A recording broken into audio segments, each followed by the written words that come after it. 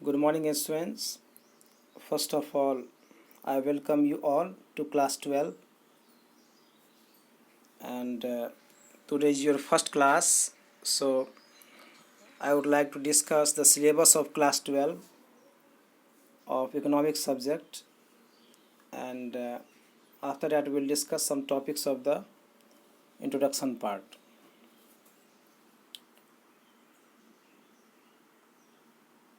So,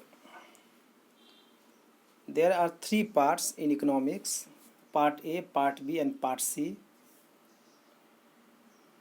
First part is introductory macroeconomics. पहला जो part है वो है मैक्रो इकोनॉमिक्स, और हम लोग क्लास 11th में माइक्रो इकोनॉमिक्स पढ़े थे, लेकिन यहाँ पे हम लोग मैक्रो इकोनॉमिक्स पढ़ेंगे और इससे आपको 40 मार्क्स का क्वेश्चन आएगा, 40 मार्क्स का। इसमें 5 यूनिट्स है। पहला है national income and related aggregates, जो कि 10 मार्क्स का है। उसके बाद है मनी एंड बैंकिंग, जो कि 6 मार्क्स का है। फिर determination of income and employment 12 marks. Government budget and the economy 6 marks. Balance of payments 6 marks, और जब ये सभी को ऐड करते हैं तो 40 मार्क्स होता है। ये सभी यूनिट जो है आपको काफ़ी इम्पोर्टेंट है, और इसमें बहुत सारा चैप्टर्स है। आपको यूनिट जो है डिवाइडेड है चैप्टर्स में। इसमें जो दो आपको मोस्ट इम्पॉर्टेंट यूनिट है वो आपको है national income and related aggregates. National income, जिसे 10 मार्क्स का क्वेश्चन पूछा जाता है। इसमें हम लोग पढ़ेंगे कि नेशनल इनकम कैसे कैलकुलेट किया जाता है। यहाँ पे 3 मेथड्स हैं नेशनल इनकम कैलकुलेट करने का: income method, expenditure method and output method, या फिर उसको हम लोग वैल्यू एडेड मेथड बोलते हैं। दूसरा जो आपको इम्पोर्टेंट यूनिट है वो है determination of income and employment, और उससे 12 मार्क्स का क्वेश्चन पूछा जाता है। तो मैक्रो इकोनॉमिक्स से 40 मार्क्स का क्वेश्चन आएगा। पिछला साल आपको सिलेबस में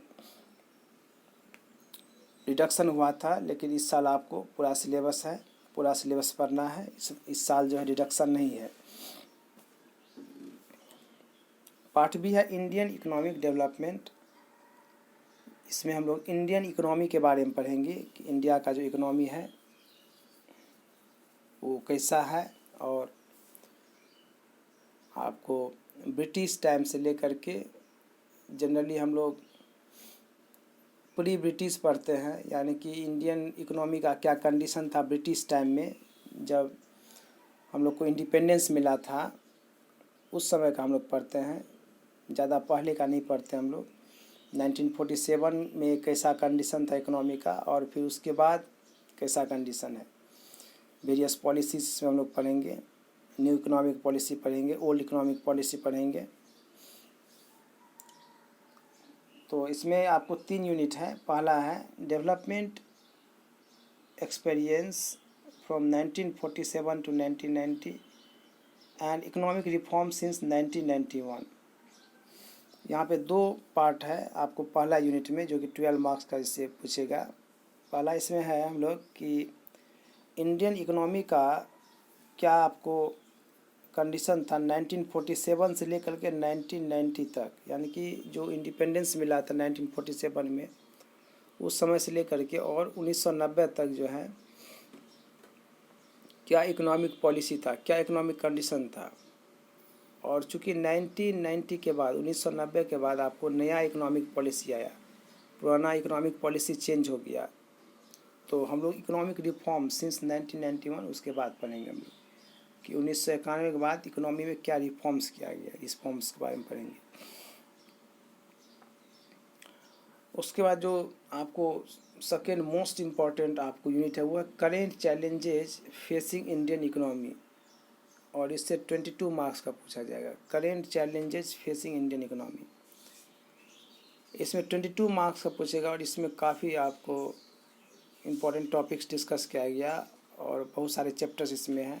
इसमें हम लोग पॉवर्टी, अनएम्प्लॉयमेंट, रूरल डेवलपमेंट, ये सब कुछ हम लोग जो है इसमें पढ़ेंगे।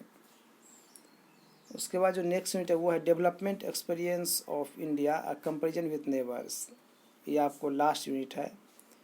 इसमें हम लोग development experience of India, Pakistan and China, ये 3 कंट्रीज़ का जो डेवलपमेंट एक्सपीरियंस है उसको हम लोग पढ़ते हैं और इससे 6 मार्क्स का क्वेश्चन पूछा जाएगा। तो ये सभी ऐड करने के बाद आपको 40 मार्क्स आएगा, यानी कि 40 marks will be asked from the macro economics and 40 marks will be from Indian economic development. ठीक है, इसलिए आपको 2 अलग अलग बुक आपका रहेगा, एक मैक्रो इकोनॉमिक्स का बुक आपके पास रहेगा और दूसरा इंडियन इकोनॉमिक डेवलपमेंट का बुक रहेगा। जो आपको तीसरा पार्ट जो है, पार्ट सी जो है वो है प्रोजेक्ट वर्क। प्रोजेक्ट वर्क आपका 20 मार्क्स का रहेगा, यानी कि theory 80 marks and project 20 marks. Project work में आपको जो है असाइनमेंट जमा करना पड़ेगा और आपको एक असाइनमेंट बनाना पड़ता है। बहुत सारे टॉपिक्स आपको दिया हुआ है और उसमें बहुत सारे इंटरेस्टिंग टॉपिक्स है जो आपको सिलेबस में जो दिया मेंशन किया गया है। उसके अलावा जो आपको दूसरा इकोनॉमिक्स रिलेटेड जो आपको इश्यूज है उसके ऊपर में भी आप प्रोजेक्ट बना सकते हैं। और उसके बाद आपको उसमें वाइवा भी होता है, 8 मार्क्स का वाइवा होता है, 12 मार्क्स का आपको प्रोजेक्ट रहेगा और दोनों मिला के 20 मार्क्स मिलता है। वाइवा के लिए आपको बाहर से आते हैं, एक्सटर्नल आते हैं, एक्सटर्नल टीचर, और वो आपको प्रोजेक्ट का मार्क्स देंगे। तो हम लोग देखें कि क्या हम लोग का सिलेबस है। मैक्रो इकोनॉमिक्स से 40 marks and Indian economic development से 40 marks and project work 20 marks, total 100 marks हुआ। ये आपका सिलेबस था क्लास 12 का इकोनॉमिक्स का।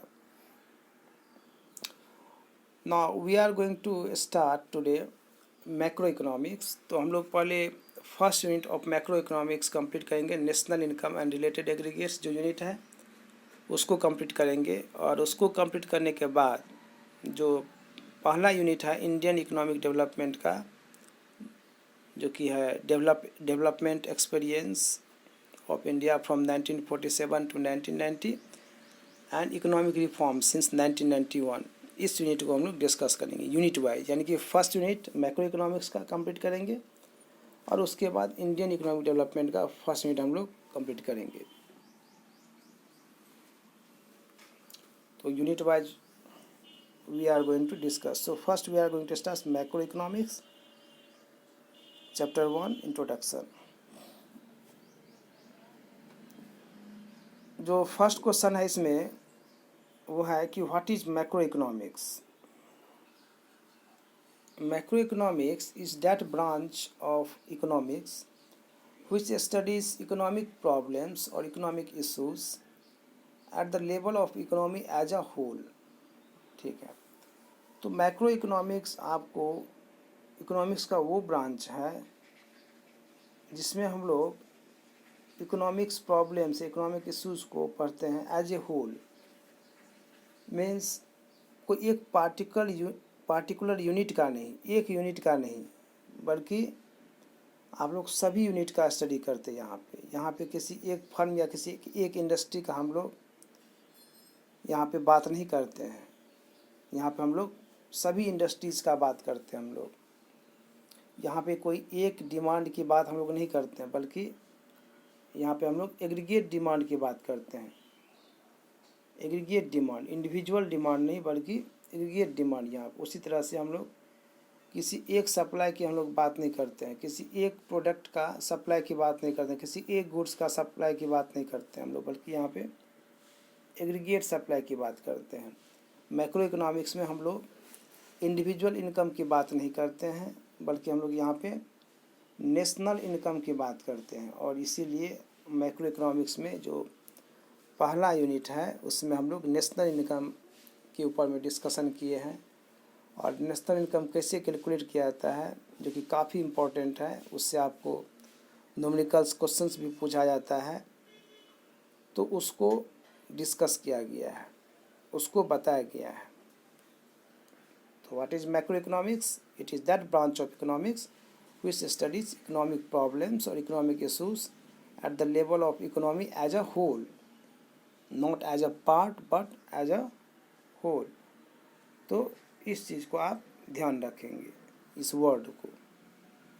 चलिए अब हम लोग आगे देखते हैं ना। चलिए जब स्टार्ट करेंगे हम लोग, तो आपको मैक्रो इकोनॉमिक्स आखिर कहाँ से आया, मैक्रो इकोनॉमिक्स का जो बर्थ हुआ वो कैसे हुआ, क्या कारण था जो मैक्रो इकोनॉमिक्स को दो पार्ट में आपको डिवाइड किया गया। क्योंकि पहले जो है आपको इकोनॉमिक्स का एक ही पार्ट था, और ऐसा क्या हुआ कि मैक्रो इकोनॉमिक्स जो है आपको एक नया सब्जेक्ट के रूप में, एक नया पार्ट के रूप में जो है डेवलप हुआ।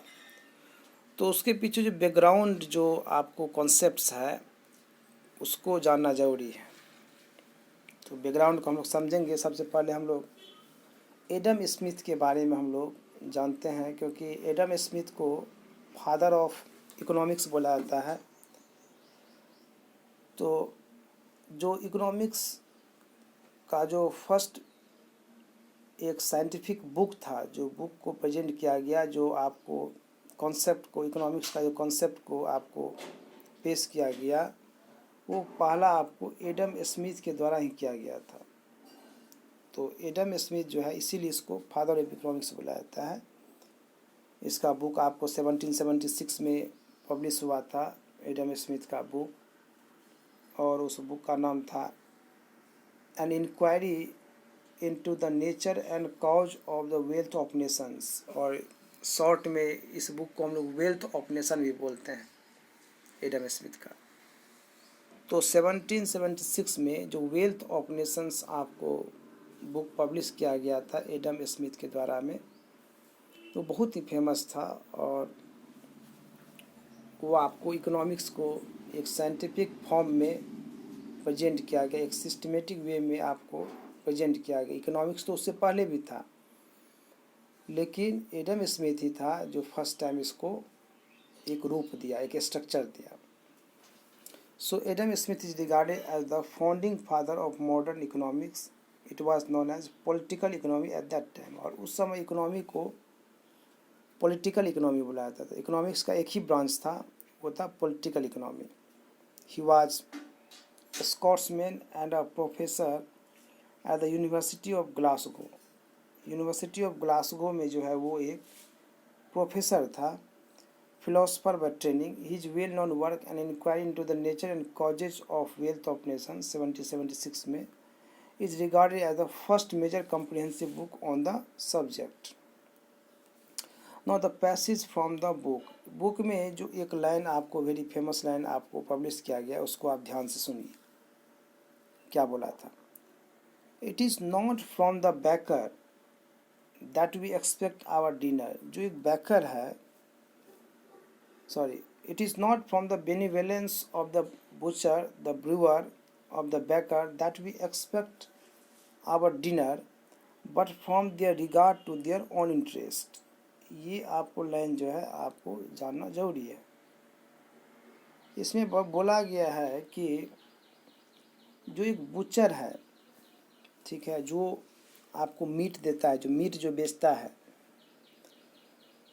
तो ऐसा नहीं है कि उसको जो है वो वर्क करने में उसको इंटरेस्ट आ रहा है, और या फिर वो जो है बहुत ही परोपकारी है, वो जो है सबको मीट देना चाहता है, सबको खिलाना चाहता है, इसलिए जो है वो, इसलिए जो हम लोग खाना खाते हैं। उसी तरह जो ब्रूअर जो है, जो आपको बैक देता है या कोई भी ड्रिंक्स देता है, बनाता है ब्रूअर, तो ऐसा नहीं है कि उसका जो है वो बहुत ही बेनिवोलेंस है, या फिर वो जो है बहुत परोपकारी है और वो सबको जो है खिलाना चाह रहा है, ऐसा नहीं है। बल्कि वो उसका जो खुद का जो इंटरेस्ट है उसको पूर्ति करने के लिए, उसका जो सेल्फ लव है, उसका जो खुद का जो इच्छा है, डिजायर है, उसको पूर्ति करने के लिए वो उसको बेचता है।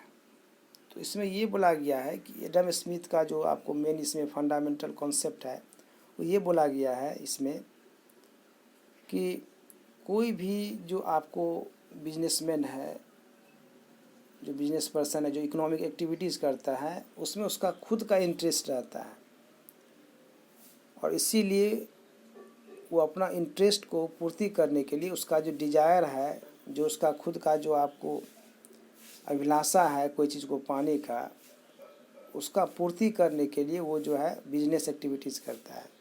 यदि एक बुचर मीट बेच रहा है तो उससे जो उसके पास में मनी आएगा, उससे उसके पास जो पैसा आएगा उसका वो एक्सपेंडिचर करेगा बहुत सारे चीज़ में, जो उसका डिजायर है उसको फुलफ़िल करेगा।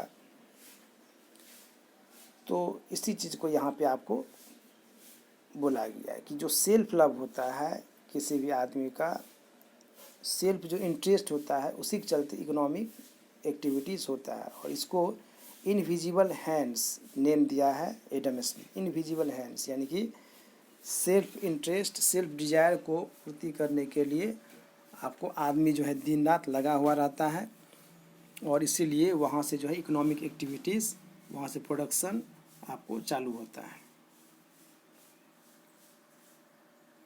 Adam Smith believed in the policy of laissez fair. Laces fair क्या होता है इकोनॉमिक्स में, ये काफ़ी इम्पोर्टेंट आपको कॉन्सेप्ट है। ये वर्ड जो है इसको आप याद रखिए, laces fair. What is laces fair?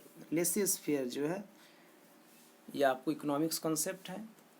Adam Smith जो है आपको लेसेस फेयर का पॉलिसी में बिलीव करता था। तो एडम स्मिथ का आपको जो पॉलिसी था लेसेस फेयर, उसमें वो बिलीव करता था। तो लेसेस फेयर क्या होता है, इसका मतलब क्या होता है, इसको हम लोग जानते हैं। It is an economic policy that opposed any government intervention in business affairs. Laces fair का मतलब होता है कि there is no government intervention in business affairs और economic activity। जो economic activities होता है उसमें गवर्नमेंट का इंटरवेंशन नहीं होना, free market economy, free economy. Laces fair का मतलब होता है फ्री इकोनॉमी, यानी कि जो इकोनॉमिक एक्टिविटीज़ होता है, जो इकोनॉमिक पॉलिसी होता है, उसमें गवर्नमेंट अपना कोई इंटरफेयर नहीं करेगा, गवर्नमेंट कुछ भी हस्तक्षेप नहीं करेगा, इकोनॉमी को छोड़ देना चाहिए। अभी ऐसा नहीं है। अभी का समय में इकोनॉमिक जो पॉलिसी होता है, जो इकोनॉमिक एक्टिविटीज़ होता है, उसमें गवर्नमेंट का भी इंटरवेंशन होता है। गवर्नमेंट डिसाइड करता है, जो बहुत सारे पॉलिसीज़ है, जो आपको फ्लक्चुएशंस होता है। आप देखे होंगे कि जब रिसेशन होने लगता है, जब आपको इकोनॉमिक एक्टिविटीज़ जो है कम होने लगता है, तो गवर्नमेंट क्या करता है, उसमें इंटरफेयर करता है। जब महंगाई हो जाता है तो गवर्नमेंट क्या करता है, इंटरफेयर करता है, महंगाई को कम करने का प्रयास करता है। तो ये इसको बोलते हैं गवर्नमेंट इंटरवेंशन। तो लेसेस फेयर में ये सब नहीं होता है। लेसेस फेयर कॉन्सेप्ट में आपको ऐसा बोला गया है कि इकोनॉमिक अपने आप रन करेगा, उसमें गवर्नमेंट को कुछ भी आपको इंटरफेयर नहीं करना चाहिए। It is French word which means live alone, और इसका मतलब ये होता है, लेसेस फेयर एक फ्रेंच वर्ड है, उसका मतलब ये होता है लिव एलोन मीन्स मुझे अकेला छोड़ दो, leave alone. The theory of laissez faire was developed by the French physiocrats during 18th century. और ये जो लेसेस फेयर पॉलिसी को जो डेवलप किया था, जो इसके ऊपर में विश्वास करता था, जिनका कहना था कि इकोनॉमिक जो है आपको फ्री में रन करना चाहिए, इसमें कोई भी आपको हस्तक्षेप गवर्नमेंट का, सरकार का नहीं होना चाहिए, इकोनॉमी अपने आप रन करता है। तो इसको हम लोग बोलते हैं फिजियोक्रेट्स। फ्रेंच का जो फिजियोक्रेट्स था, जो ग्रुप था इकोनॉमिस्ट का, तो वो इसमें आपको बिलीव करता था। और ये कब की बात है, ये आपको 18th सेंचुरी में ये कॉन्सेप्ट लेसेस फेयर का कॉन्सेप्ट को डेवलप किया गया, जबकि अभी ऐसा नहीं है। अभी जो है लेसेस फेयर पॉलिसी आपको लागू नहीं होता है, गवर्नमेंट जो है इंटरफेयर करता है। क्योंकि जो ग्रेट डिप्रेशन हुआ था 1929 में, इकोनॉमिक ग्रेट डिप्रेशन यूएसए में हुआ था, उसके बाद से आपको इस पॉलिसी को चेंज किया गया। क्यों चेंज किया, इसका क्या वजह है, ग्रेट डिप्रेशन क्या है, ये सब हम लोग आगे डिस्कस करेंगे। नौ जो दूसरा कॉन्सेप्ट जो आज हम बताने जा रहे हैं बिजनेस साइकिल। बिजनेस साइकिल आपको क्या होता है, बिजनेस साइकिल के बारे में जानना जो है वो आपको ज़रूरी है। इकोनॉमी हमेशा एक समान रन नहीं करता है। जो इकोनॉमिक कंडीशन होता है किसी भी कंट्री का वो हमेशा एक समान नहीं होता। ऐसा नहीं होता है कि वो इकोनॉमी हमेशा जो है अच्छा कंडीशन में चल रहा है, गुड कंडीशन में चल रहा है, और ना ही ऐसा होता है कि इकोनॉमिक कंडीशन हमेशा जो है बुरा वक्त से गुजरता है, बैड कंडीशन में चलता है। कहने का मतलब यह है कि इकोनॉमी जो आपको कंडीशन है उसमें अप एंड डाउन होते रहता है। इकोनॉमिक कंडीशन जो है अच्छा एंड बुरा दोनों दौर से जो है गुजरता है। इसको हम बोलते हैं बिजनेस साइकिल। जो अप डाउन होता है इकोनॉमिक ग्रोथ का, इकोनॉमिक कंडीशन का, उसको हम लोग बोलते हैं बिजनेस साइकिल या इकोनॉमिक साइकिल। अभी हाल ही हम लोग देखे कि जो कोरोना वायरस आउटब्रेक था उसके चलते जो इकोनॉमिक कंडीशन बहुत ही बुरा हो गया था। यहाँ तक कि जो ग्रोथ रेट है कंट्री का वो माइनस में चला गया था, -23 पॉइंट समथिंग, तो माइनस में चला गया था। उसके बाद अब धीरे धीरे जो है ऊपर आ रहा है। तो जो पेंडेमिक के वजह से इकोनॉमिक एक्टिविटीज़ जो है उसके ऊपर भी बुरा असर पड़ा, जिसके चलते जो है आपको इकोनॉमी जो है नीचे की तरफ जो है गया। तो इसको हम लोग जो है रिसेशन बोलते हैं। अनएम्प्लॉयमेंट बढ़ा, बेरोजगारी बढ़ा, क्योंकि प्रोडक्शन एक्टिविटी जो है फैक्ट्रीज में वो बंद हो गया। तो जो रोज़गार था, जो एम्प्लॉय था जो वहाँ पे काम कर रहा था उसको हटाया गया। तो जबकि उससे पहले जो है इकोनॉमिक कंडीशन अच्छा था हर एक कंट्रीज़ का। तो इससे हम लोग ये समझते हैं कि जो इकोनॉमिक कंडीशन होता है वो हमेशा एक समान नहीं होता है, उसमें फ्लक्चुएशंस होता है। तो इसको हम लोग इस डायग्राम से समझ सकते हैं कि पहले आपको ग्रोथ हो रहा है, यहाँ पे जीडीपी को प्रेजेंट किया गया आपको, और यहाँ पे टाइम को प्रेजेंट किया गया। इसको एक ग्राफ हम लोग मान लेते हैं, ये है वाई एक्सिस और ये एक्स एक्सिस। तो टाइम के अनुसार आपको अप डाउन होते रहता है जीडीपी में, इनकम में, कंट्री का नेशनल इनकम में।